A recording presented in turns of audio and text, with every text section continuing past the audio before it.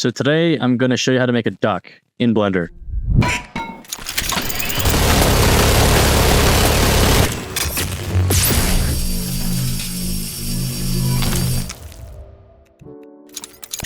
This tutorial will cover how I modeled, rigged, and animated the duck to transform. I will cover how I did the particles, lasers, bullet impacts, rigid body simulations, and other stuff in a separate video.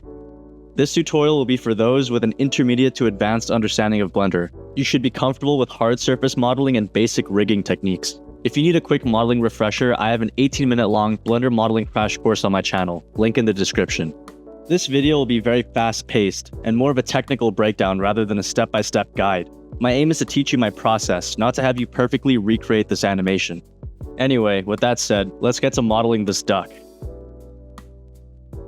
So the duck is actually two ducks. One is a low poly duck that is made with a cube with a subsurface modifier. The other one is the robot duck. So it's the organic duck that walks onto the stage first, and then when it's time to transform, it just gets immediately replaced by the robot duck. The robot duck is basically the organic duck, but separated into panels and hollowed out with a bunch of weapons shoved inside. So to start, we need to model a duck. I just started with a cube with a subdivision surface modifier, deleted half of it, and then mirrored it. Then it's just a matter of making extrusions for the head and limbs and adding loop cuts where necessary. It doesn't have to be super detailed or super accurate, it just has to be the rough form of a duck. For the short that I made, I didn't need wings, so I modeled everything very simply and kept everything as a single mesh apart from the eyes. So this process took me around 30 minutes, mostly just editing the overall proportions with the proportional editing tool. Depending on how skilled you are at Blender, it might take you longer or shorter. And I ended up sculpting a bit at the end to smoothen out some parts. You don't have to sculpt at all if you're careful and not lazy like me. You can polymodel everything. Regardless of how you choose to model, no matter how simple or stylized or cartoony something is, it's always good to model based on reference. So look up photos of ducks or even photos of low poly ducks that other people have made. Unless you know what you're doing, you should never model based off of memory. Something to keep in mind while modeling, although not super important, is good topology. Because we will be rigging and animating this, we want our geometry to be mostly clean and not have any weird shading errors. Having good topology will also make breaking up the robot duck into panels and different parts much easier. If you're unfamiliar with topology as a term, I suggest you go look it up on YouTube or watch guides on it. If you want to ever have a career in 3D modeling, you need to learn how to make good topology. In our case, we just need to make sure that we have good edge flow around the legs, torso, and neck. This means that we want all our topology to be quads and that we have enough face loops around where the leg connects to the torso. We can achieve this by creating more edge loops around the leg joints, either through insets or extrusions or more loop cuts. It will also help us in the future to do the same thing for the wing area and have nice closed face loops around the wing so that we can create the wing panels easily. And of course we need to do the same for the neck because we need a good amount of deformable geometry for animating the organic duck. The head isn't as important since I didn't plan on animating the bill, but you could also do the same thing for the duck's eye, just inset the face and move it inwards. If you sculpted the duck, you'll probably have to retopologize it, and that's a whole different thing that I won't dive into. Now that the base mesh is done, we can assign some basic materials. I just used the default principled BSDF materials and changed the colors for the bill and feet. I also added some subsurface scattering on the materials to give the duck a soft cartoonish look. I just realized I forgot about the eyes, which is okay because they're literally just spheres that I mirror over the duck and then add a black material to it. So that's the base duck model finished. Now we get to the fun part, modeling the robot duck. We'll start off by duplicating the base duck mesh we just made. Essentially, we'll be selecting faces to separate from the base mesh to create the moving panels. Before we do this, I'm going to delete half of the mesh and mirror it so I don't have to do the symmetrical panels twice. To create the panels, I'm selecting faces in edit mode and then pressing P to make the selection into a separate object. When making animated hard surface objects like this, it's helpful to have a rough idea of how you want these panels to open up, whether they slide, hinge, swivel, or fold into the duck. This is also where you should be thinking about what kind of stuff can fit behind these panels, like lasers, rocket pods, rotary cannons, extra limbs, other stuff. You can also just create panels that serve no other purpose than to just add complexity to the transformation or to the movement.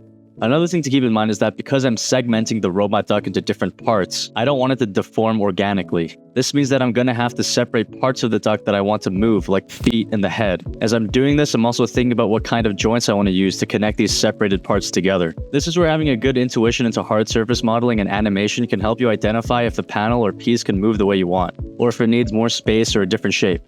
So after I've split apart the duck into different panels and parts, I now have to prepare these panels for rigging. That means checking to see if they open the way I imagine them opening without clipping into stuff or floating. I do this by applying all modifiers so each panel becomes its own object. I can then set the pivot points of each individual part to see if they move or rotate correctly. If it's just sliding out and doesn't rotate, the origin can just be at the geometry center. If it does rotate, then I'll set the origin to where the panel would pivot by going into edit mode, selecting a vertex or edge, moving the 3D cursor there, and then setting the origin to the 3D cursor. If a part or panel starts clipping or floating or not moving the way I intended, I'll either have to rethink the mechanism behind it or go back and rethink how I separate the faces. For example, this part here is something I didn't really think through as the panels are floating. They aren't really hinging in the right spot. Luckily, the fix is pretty simple. It requires the inner chest piece to be part of the U-shaped chest piece. When they're open sequentially, it works out. I apply the same process to all the other parts and panels. Some of them hinge from a certain point, some of them slide into or out of the duck. It kind of depends on what I want to show behind the panels. From the start, I knew that there would be a massive rotary cannon behind the chest, so a large panel would probably need to hinge outward. I also wanted guns on the head, so I knew that the beak would have to slide or fold out of the way. Once I'm happy with the movement of the panels and parts, it's time to add thickness to them. For that, I just use the solidify modifier on each panel or part. I also add some bevel to make the edges a bit softer. As I'm working and checking to see if these panels fit well, I have the item tab open so I can easily reset the rotation of hinged panels. You can access this tab by pressing N and checking the item tab. Because I didn't apply the positional transforms of the panels, I'm not really moving the sliding panels. I'm just kind of trusting that they work. When I'm happy with the panels and they fit well with the solidify modifier, I'll close all rotated panels by changing the rotation values in the item tab. Then, I'll set my timeline on the bottom to 0, and then select all the panels and press I to keyframe them. This lets me save the closed position of the robot duck so I can reference it when I model the weapons and the interior. Then, I'll move further up the timeline, doesn't matter where, and I'll open up all the panels, even the sliding ones. To move the wing panels a consistent distance from the torso, I can type in values while moving it on the x-axis. Once all the panels are open, I'll select them all again and press I to keyframe them. This will save the open state of the robot duck. If I set the interpolation mode to constant, I can flip between open and closed panels simply by moving before or after the last keyframe on the timeline. These keyframes are simply for me to help reference the open and closed states of the robot duck so I can avoid clipping issues when I model the duck's interior and weapons. I'll delete them once I'm ready to rig everything to a skeleton. Now that all the panels are done, I'm going to start modeling everything that fits on the inside of the robot duck, like weapons and other mechanical parts. Just like when creating the panels, when modeling these things, it's very helpful to have some forethought into how these mechanical parts will move and in what sequence things will open or close. To begin, I start by modeling the torso of the duck. I just start with a basic cube that's mirrored, and then I add a bunch of extrusions, bevels, and insets to create complexity.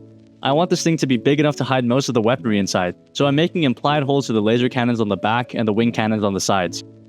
If you couldn't tell already, I've been redoing this entire process from scratch because I didn't think to record my original process. So some parts will look different from the short that I made. I'm also going to use this opportunity to show off some very simple hard surface techniques that you can use to add complexity to any hard surface object without any critical thinking.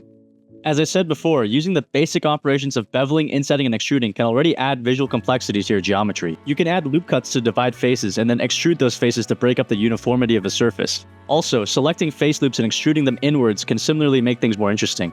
Another thing that I like to do is insetting a face, extruding it one way, then insetting again and then extruding the opposite way, creating a nested look. I often do this with pipes.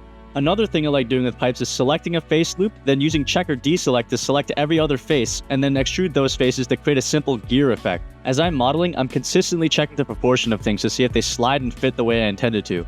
In this case, these tubes that I'm making have to slide into that square hole, and some tubes even slide into each other a little bit. So I have to occasionally move them around to test to see if they clip. If they do, I adjust the proportion and the size of the tubes until they can conceivably fit inside the torso. Now at this point, you may be thinking, yeah, the tubes slide and fit inside the torso, but there's no room for the tubes on the other side, or the massive Gatling cannon that slides in from the front. And you're right, there isn't enough space in the duck. But that's the beauty of animation. Things don't actually have to work. Things just need to look like they work. As long as nothing is clipping or intersecting in an obvious way before the tubes and weapons disappear into the torso, it looks conceivable to our brains. Another way to create interesting hard surface geometry is to use booleans.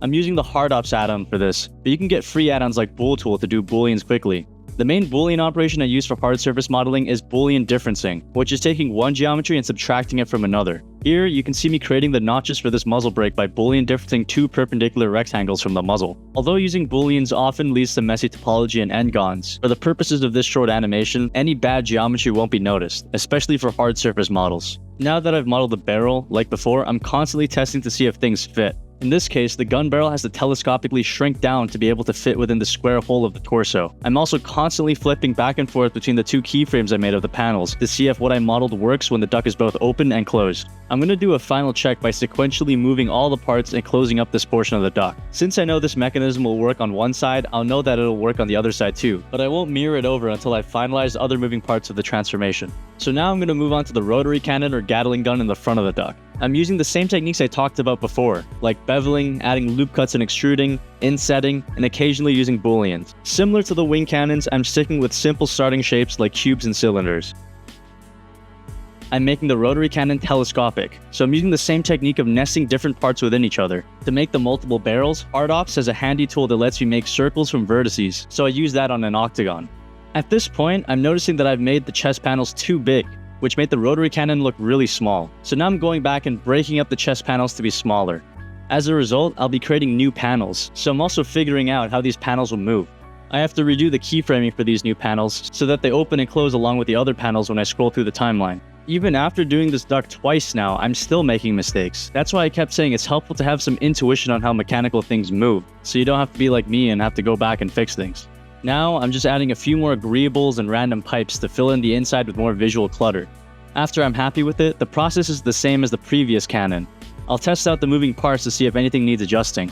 After I've finished up the chest portion, I'll move on to the head. To fit everything into the duck, almost all the guns have to telescope out, so that's what I'm doing for these head cannons as well. However, since the bill swivels, I have to mechanically address that as well somehow. I do this by roughly modeling a semi-plausible hinge piece. This piece will be super small and barely noticeable in the final render, so I won't put too much effort into making it look like it actually works. Remember, things just have to look like they actually work, they don't actually have to work. Once I finish up the hinge piece of the bill, I'll start working on the headpiece that houses the telescopic cannons. This is almost the exact same process as the wing and chest weapons, so I'll just show a quick time lapse of it instead of repeating myself.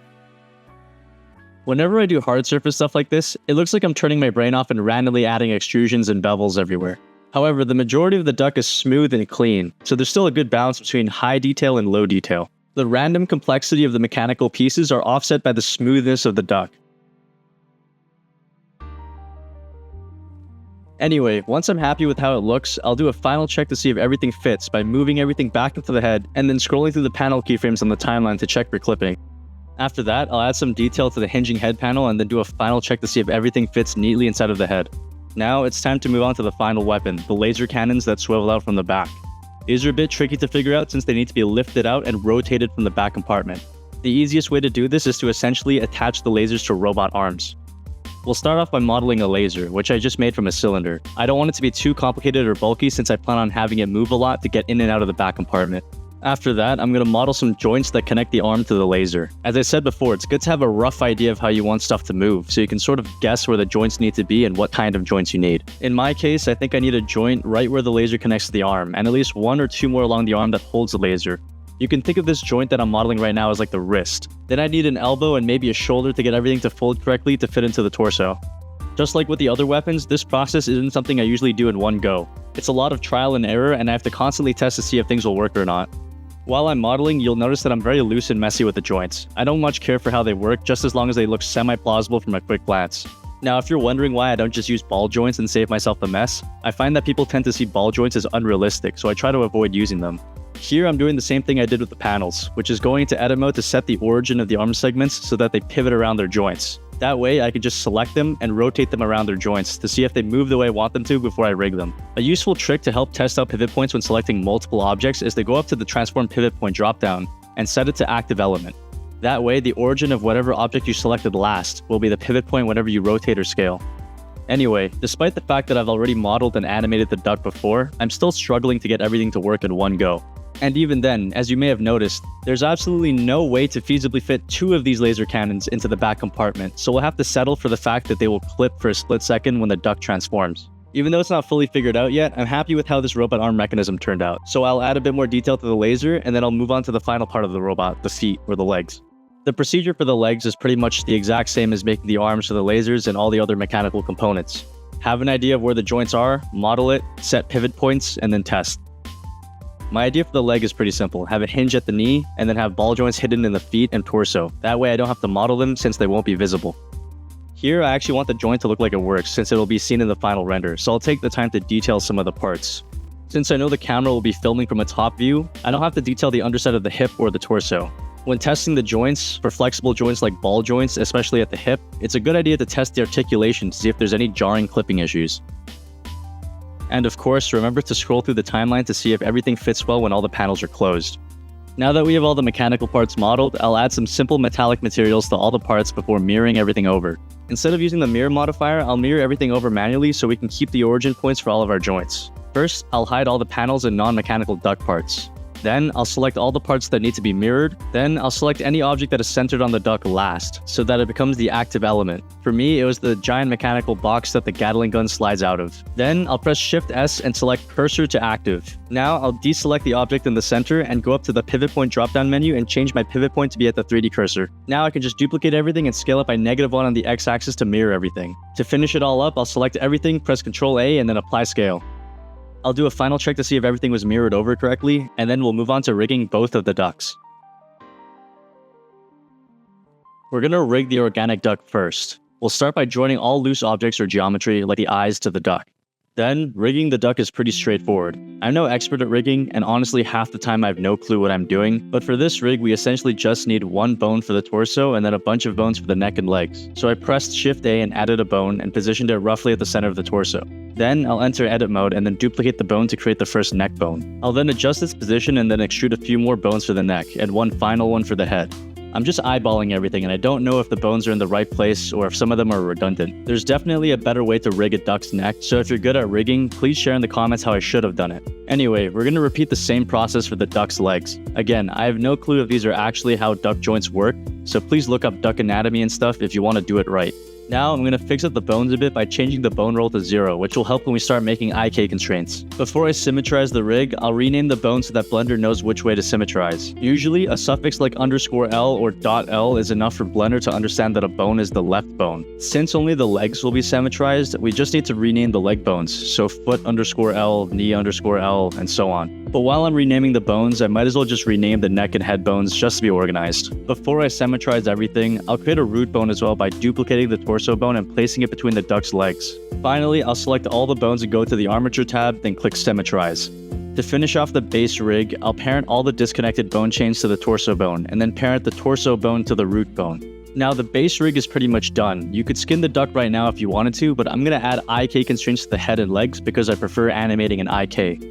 We're going to start by extruding another bone from the head bone, and then pressing Alt-P to clear its parent to disconnect the bone from the chain. Now, we're going to select the head bone, switch to pose mode by pressing Ctrl-Tab, and go to the bone constraints tab and add an IK constraint. We're going to set the target to our current armature, and for the target bone, we'll choose the IK controller bone that we just made. Then, adjust the chain length so that the IK chain ends at the base of the neck, and we're done. Now, depending on how you set up your bones, you may need to adjust the size and position of bones or the controller to get the whole chain to move nicely. To add further control over the neck, we can set a pull target so we can control which direction the neck bends. We can do this by extruding another bone from the middle of the neck, clearing its parent, and then setting it as the pull target in the head's IK constraint. Now, if your neck suddenly bends 90 degrees, which it probably will, it means that we need to change the roll of the neck bones. Usually when setting a pull target, bones try to point their local x-axis towards the pull. So we have to roll the bones until their local x-axis is aligned with the pull. For me, I have to change the bone roll for all the neck bones to 90 degrees. Alternatively, you can just type in -90 for the pull angle input in the head's IK constraint. Now we'll just repeat the process for one of the legs. Select the foot, extrude out a controller bone, clear the parent, and then set up an IK constraint on the foot. Remember to name your bones so that they're easy to find in the drop-down menus. And make sure you add a suffix like L or R so that when we symmetrize the rig again, the IK controller bones will be mirrored over too. You can add a pull target for the knee if you want, but I'm lazy so I didn't. Once that's done, we'll symmetrize the rig a final time, and then add in the IK constraints for the right leg. Also, remember to parent all disconnected bones like the IK controllers and pull targets to the root bone so that the whole rig moves with the root bone. And now we're done with the base rig. So it's time to bind the duck to the rig, or skin the duck. So select the duck, then select the rig, and then press Ctrl-P and select Armature Deform with Automatic Weights. Now after testing it out, if you're happy with it, you could just use the rig as is, but it's going to deform in weird ways and might make the duck look strange in certain poses. So now we're going to have to do the tedious task of weight painting, which I absolutely suck at. So if you're unfamiliar with weight painting, I've provided some good tutorials in the description for how to get started on doing it. Anyway, we're going to click on the duck and then press Ctrl-Tab and switch to weight painting mode. Then we'll navigate over to the Object Data tab, where we can see our vertex groups. From there, we'll select the relevant vertex groups which are named after their corresponding bones, and then start to weight paint. Red means that those vertices are 100% influenced by the bone, and blue means they're not influenced at all. Knowing that, now it's time to go through each of the bones to see if they're weighted correctly. For me, I think that the upper leg bones and the first neck bones are the most problematic because they influence too much of the duck, so I'll start with those. And as I said before, I suck at this stuff, so it's a lot of trial and error, even though I've done this already. As you weight paint, make sure that symmetry is turned on, so that the weights are mirrored over from the left bones to the right bones, or vice versa, assuming you've named your bones properly. Actually, I messed up. We should have skinned the duck before adding the IK constraints, because now you have to remove all the weights from the IK controllers and the pull targets that are associated with vertices on the neck and feet. We can do this by selecting the relevant vertex group, then going into edit mode, pressing select, and then pressing remove. But then now we have to assign those unweighted vertices to the relevant bones. In this case, it would be the head bone. In summary, just paint and then occasionally go into object mode, select the rig, and test it out. I use the blur tool and smudge tools to prevent jagged areas. Other than that, it's just trial and error. Once you're happy with how it deforms, then we're ready to move on to rigging the robot duck. So rigging mechanical things is a lot more intuitive for me, but again, I'm kind of self-taught. I don't really know how to do this stuff properly. For games and production pipelines, you would usually join everything into a single object and then assign vertex groups to the different meshes when you start rigging. But I'm lazy, and since all we care about is the final render, it doesn't really matter how you approach it. You don't even have to rig at all. If you set the origins and pivot points of each object properly and parent things in the right order, it would function just like an armature with a normal FK rig. But for my duck, I'm still going to use bones because I like having IK legs and all that. So to start off, we're going to apply any modifiers and booleans that might cause issues when we start moving these objects around. Then we're going to select everything and delete all the keyframes. Those keyframes are to help us reference the open and closed states of the robot duck. But now that we're rigging, we don't need them anymore. After that, I'll snap my 3D cursors to the middle of the duck and create a bone. Then I'll go into edit mode and rotate the bone 90 degrees so that it faces forward before duplicating it to create the first bone for the telescoping Gatling cannon. Assuming all of my origins are correct, I can simply snap my 3D cursor to any object by pressing Shift S and dragging down, and then clicking on the bone in edit mode, and then snapping my bone to the 3D cursor with Shift S and dragging up. This accuracy isn't really necessary for parts that only move linearly or have an arbitrary start and end point like the parts of this telescoping Gatling cannon, but it will be very useful when it comes to the rotating parts later on. For the Gatling cannon parts, we just need to make sure that the bones are centered on the cannon so that it can spin, and also make sure that the bones are roughly close to the parts that they will control. If you find it hard to select the bones because of the amount of objects, you can go to the Armature Settings tab and tick the In Front box to make sure the bones always show on top of everything. Now, I'll parent each of the telescoping bones to each other by pressing Ctrl P and then choosing Keep Offset. Unlike the organic duck where we had to skin everything at the end, we can just parent objects to bones right away. So select a part and then shift click the rig and then press Ctrl Tab to go into pose mode, select the relevant bone and then press Ctrl P and select bone to parent the object to the bone.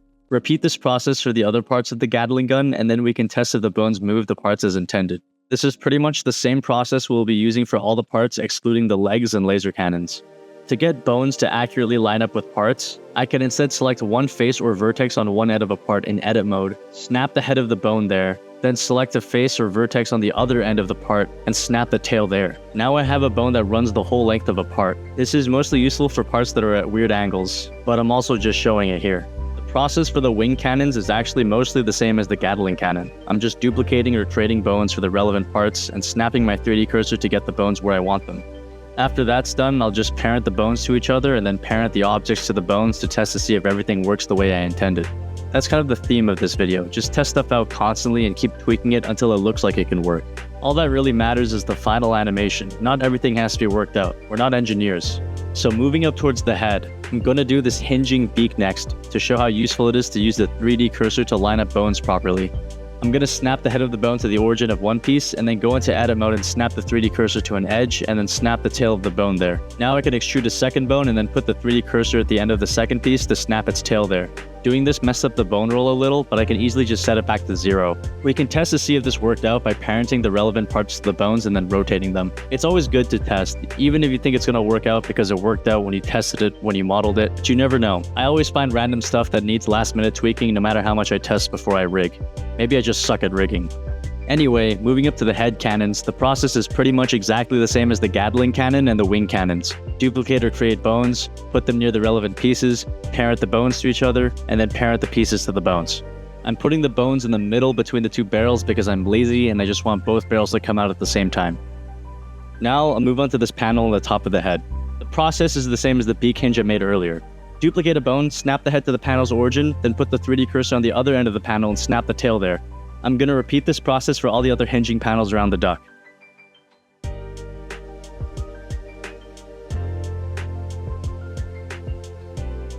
Moving to the back of the duck, now we have to rig the laser cannon arms. This is also pretty much the same as what we've previously rigged. However, when we get to where the arms rotate, we need to make sure that the center of the bones line up directly with the center of the joint.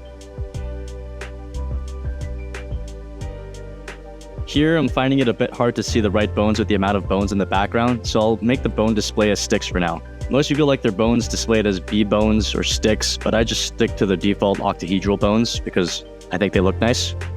Anyway, again, I'm testing out the rig here to see if everything moves correctly, especially with these arms, which have a lot of articulation. Once everything looks good, I'll make sure it's all parented to the root bone, and then we're good to move on to the legs. Rigging the legs is basically the same as rigging the laser cannon arms I just did. I mean, arms are basically legs if you think about it. I mean, most animals don't even have arms. Like dogs and cats have 4 legs. Even ducks don't have arms, they have wings. Anyway, the process is the same. Just put the 3D cursor where it needs to be and snap both ends of the bones to where they need to be. And then parent all the floating bones to their respective parent bones, and then parent the objects to the bones, same thing, yada yada. And of course, test everything, as always. Once you think you've put all the bones and parented all the bones in every moving part properly, and by everything, I mean the left side of the duck, because we're going to mirror it, a good way to check if you've done it all right is to select your root or torso bone in pose mode and move it around. Any leftover objects that don't move with the rig that are not the right wing cannon, the right laser cannon, or the right leg are objects that I forgot to parent to bones. So I forgot about these small side panels that actually don't seem to move at all, so I'll just parent them to the root bone. If for whatever reason you move the root bone, but then some other bones don't follow, it means you forgot to parent the start of those bone chains to the root bone. Always parent all the disconnected bones back to the root bone or to whatever parent that they're supposed to have. For example, the first bone chain of the head cannons should be parented to the head bone, which should then be parented to the root bone. Once all the bones are good, if you're lazy like me and you didn't name the bones as you made them, now it's the time to name everything. Honestly, only the bones that need to be mirrored over need to be renamed with the suffix of _L or .L, but it's good to rename things to be organized, so might as well just rename everything. Just like with the organic duck rig, once everything's named and done, go into edit mode and then go to the armature tab and then click symmetrize to mirror everything over. Of course, just because we mirrored over all the bones doesn't mean that the parenting was also mirrored, so we have to parent all the objects on the right side to the bones. After everything is seemingly parented, I'll grab the torso and wiggle it around a little bit in pose mode again to see if there are any stragglers that need to be parented. And yeah, there were a few small things I missed, like the cheek panel and little pipes in the torso, but other than that, the whole rig looks fine. And you can stop here if you want, but if you want IK legs and stuff, we're gonna have to add a few more bones. First, we'll duplicate the torso bone and put it at the base of the duck. This will be our true root bone, which we will parent the torso to. Then we'll extrude a new bone from the foot bone, clear its parent, symmetrize the rig again, and then add IK constraints to the foot bones. Then set our newly created IK control bones as the target for the IK constraint, and then we have IK legs. Remember to also parent the IK controllers to the new root bone that we made. The process is pretty much the same as adding IK legs to the organic duck. And with the IK legs implemented, this robot duck can actually move and walk around, unlike the one in my first animation which just stood there and shot the cube. So now that we have both of our ducks rigged with IK legs, it's time to animate. Now, I'm going to assume that if you're still watching this video after almost 30 minutes, you probably know how to animate a little bit. So I'll just show my process instead of teaching you how to animate. So this transformation sequence is pretty straightforward. We're going to start with the organic duck first and put the robot duck underground and then swap them on the frame the transformation begins. But before we do that, we'll animate the transformation sequence first. Since we modeled and rigged the robot duck to already be opened up, we'll keyframe this pose by selecting all the bones and pressing I to keyframe them. Then we have to keyframe the closed state of the duck by manually moving and rotating all the bones to close up the duck. Remember to use pose symmetry to make it easier when posing the legs, wing cannons, and laser cannons. If you've tested everything thoroughly during the modeling and rigging stages, your robot duck should close up perfectly. After we've closed up the duck, we'll select all the bones again, scroll to another frame on the timeline, and press I again to keyframe this pose. If you scroll through the timeline or play the animation, you can see that we're basically done. All that's left to do is go through the rig bone by bone and offset the start and end keyframes of each bone so that each part opens up at different times. Everything we've done up until this point has been technical prep work. And now is when you get to fully express your creativity and artistry through animation. It's really up to you which parts open up first or last and what position the duck ends up in at the end of the transformation. You do what you think is best for the comedic effect or shock value or aesthetics or whatever for your animation. After I'm happy with the transformation sequence, I'll switch over to animating the organic duck. I'm just going to have the organic duck do a little dance because I'm lazy and I don't want to animate any walk cycles or anything like that for this tutorial. I just have to make sure that the duck ends up in its rest pose right before it transforms, because the robot duck was based off of the rest pose of the organic duck. When I've animated both ducks and I've decided on a keyframe in which the ducks will transform, I'll go into object mode and move the robot duck on top of the organic duck. I'll then go into pose mode, add a keyframe to the position of the robot duck's root bone, and then on the frame right before the transformation, move the root bone underground and keyframe it. I'll do the same for the organic duck's root bone, but in reverse. So moving the duck underground, the frame of the transformation instead of before the transformation. So that way on the frame of the transformation, it immediately swaps from the organic duck to the robot duck. And now the transformation is pretty much done. All that's left to do is refine the animation a little bit, add some stuff before the duck transforms and after it transforms.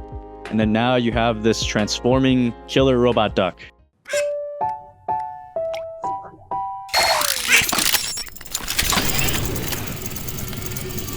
So here's a quick render I made by combining the animation of the new robot duck with the old one from my original animation. The duck on the left is the one that I modeled, rigged, and animated for this video, and the one on the right is the one taken from the original animation with some slightly tweaked animations. As you can see, my scene is pretty simple, just the plane that slopes upwards on all sides, and then the 4 ducks, the 2 organic ducks that are on top of the ground, and the 2 robot ducks that are below the ground. Then on frame 80, the robot duck on the left swaps places with the organic duck, and the same thing happens for frame 112 for the duck on the right. So this whole thing has been my process for creating these fun little animations. I just want to say again that this is not a process I would use for a professional workflow or professional pipeline. This is simply my own way to get animations done as fast as possible my way. So I cut corners, I have bad topology, I don't rig and weight paint the most optimal way, because I'm never going to be handing off any assets to anyone else, and all I care about is the final render. If you've made it this far into the video, I hope that I've given you some insight into how I make these animations, and I hope it inspires you to create your own robot duck, or whatever you want really. I'll also be making another video covering the particle effects and rigid body simulations from the original duck animation. If you want to see more random animations that I make, and potentially more tutorials or process stuff, like this video and subscribe to my channel. I also post most of my final renders and stuff onto Instagram, so give that a follow as well. Anyway, thanks for watching.